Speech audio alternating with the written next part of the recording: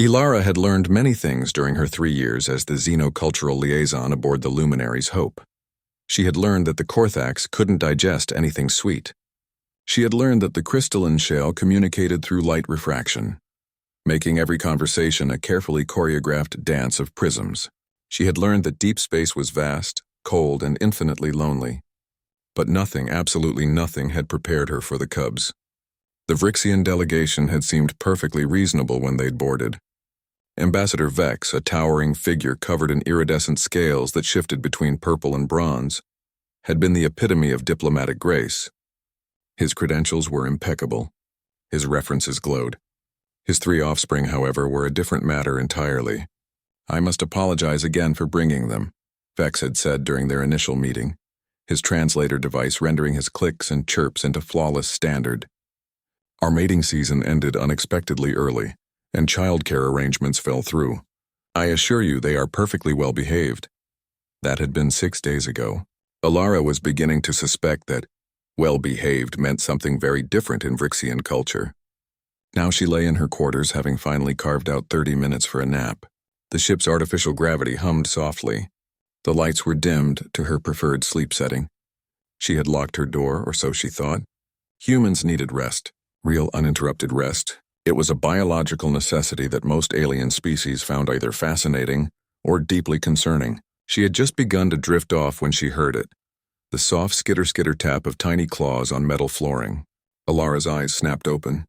3 small faces, miniature versions of Ambassador Vex, peered at her from the doorway. Their scales hadn't developed their adult iridescence yet, leaving them a mottled gray-green that somehow made them even more unsettling. 6 eyes blinked at her in asynchronous patterns. The smallest one chittered softly.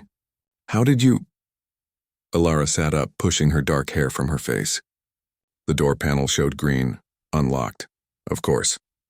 The Cubs had somehow learned to hack standard security protocols. Again. The largest cub, Ilara had mentally nicknamed them Big, Middle, and Tiny, scurried forward on all 6 legs. In its small prehensile claws, it clutched a rock. Not just any rock, a perfectly smooth, palm-sized piece of asteroid mineral that probably came from the geology lab. "Oh no," Ilara muttered. "Not again." Big deposited the rock on her bed with what could only be described as pride. Its sibling, Middle, rushed forward next, dragging what appeared to be someone's uniform jacket. It wasn't Ilara's.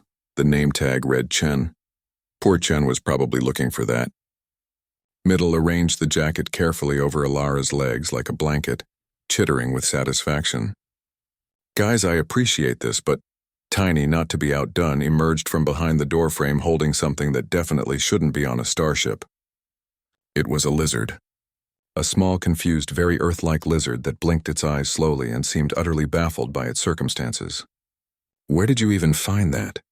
Ilara demanded, though she suspected she knew. The hydroponics bay had a small ecosystem to help with waste recycling.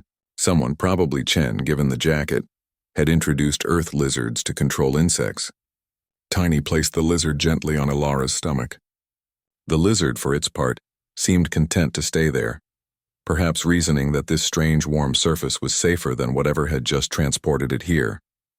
All 3 cubs sat back on their haunches, their tails curled neatly around their legs, and stared at Ilara with unmistakable expectation. Waiting. Watching. "You want me to—" "What, sleep? With the rock jacket and lizard?" 6 heads bobbed in unison. The translator didn't pick up their soft chirps, but Ilara was beginning to understand them anyway. In their own way, they were trying to help. They'd observed her mentioning being tired. They'd noticed humans seemed to prefer soft coverings when resting. They'd apparently decided that gifts were appropriate. The lizard, meanwhile, had fallen asleep on her abdomen, its tiny chest rising and falling. Ilara sighed, but she couldn't suppress a smile. This was humanity's lot in the galaxy, wasn't it? They weren't the strongest species. The Korthax could bend steel with their bare hands. They weren't the smartest.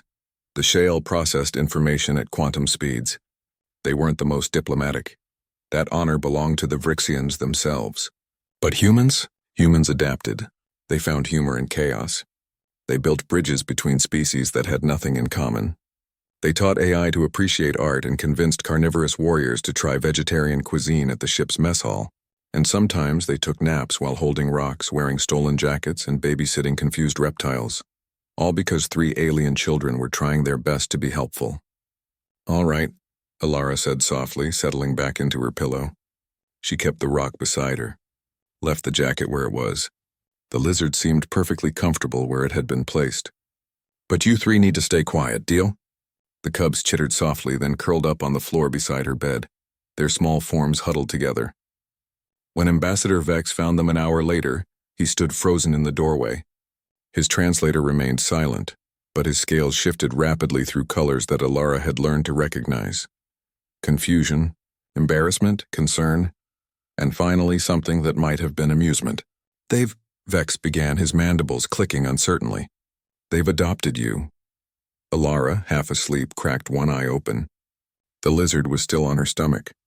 The rock had somehow migrated to her pillow. Adopted? In Vrixian culture, when cubs bring gifts to a sleeping adult and then guard them, they are declaring that adult part of their clan. His scales rippled with what Alara now recognized as parental pride. It is the highest honor they can bestow. You are essentially now their auntie. Alara looked at the 3 sleeping cubs, their tiny bodies rising and falling in rhythm with their breathing. She looked at the absurd collection of items they'd gathered. She thought about filing a report about this, about protocols and regulations and proper diplomatic boundaries. Then she thought, to hell with it. "Fine," she whispered. "But someone needs to return Chen's jacket. And the lizard goes back to hydroponics." Vex's scales shimmered with approval. "Of course, Auntie Alara."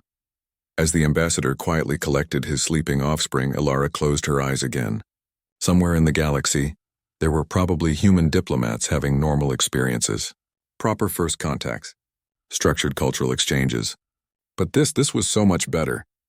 The rock, she decided, she would keep.